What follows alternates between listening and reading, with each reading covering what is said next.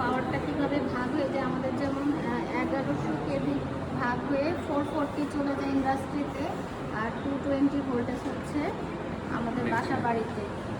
এই ভোল্টেজটা কীভাবে ভাগ হয়ে যায় সেইটা একটা দেখানো হচ্ছে। তিনটা ফেজ হচ্ছে আর্থিংয়ের, তিনটা ফিউজ দেওয়া আছে এখানে। এগুলো না পরে এটা হচ্ছে সার্কিট ব্রেকার। এখান থেকে লোড হিসাবে এই মোটরগুলো কাজ করবে, ঠিক আছে।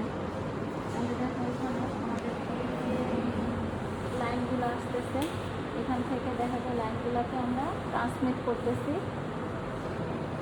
সার্কিট ব্রেকার লাগানো আছে, ফেজগুলো দেওয়া আছে, তাহলে ফেজের তারগুলো এখান থেকে লাইনগুলো এসে আমরা এখান থেকে যেহেতু ব্যবহার করার জন্য এই মোটরগুলো কিন্তু আমাদের চলবে না, মানে এখানে যদি লোড দেই মোটর, ওই মোটরগুলো এনে বসাই তাহলে হচ্ছে এটা রোটেটিং করবে।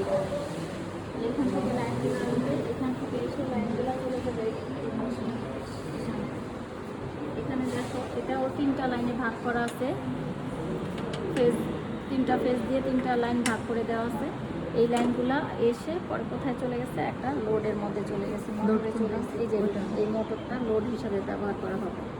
এটা যে একটা ভোল্টেজটা কীভাবে ভাগ হয়ে যে এই পাওয়ার ডিস্ট্রিবিউশনটাকে কীভাবে ভাগ করতেছে তিনটা ফেজে লাইনগুলোকে, লাইন বাই লাইন কীভাবে ভাগ করে একটা লোড তৈরি করা হবে সেটাই দেখানো হচ্ছে। এটা হচ্ছে প্রথম পার্ট, এটা হচ্ছে সেকেন্ড পার্ট। এখান থেকে এসে পরে লোডে যাবে।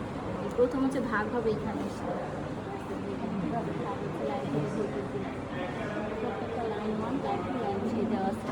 আচ্ছা, নিউট্রালি কি বাসাবাড়িতে নেগেটিভ, মানে সরি আর্থিংই কি নিউট্রাল হিসেবে? আর্থিং একটা গ্রাউন্ড যেটা সেটা নিউট্রাল, আর হচ্ছে আর্থিং যেটা সেটা হচ্ছে প্রত্যেকটা লাইনের সাথে দেওয়া থাকে।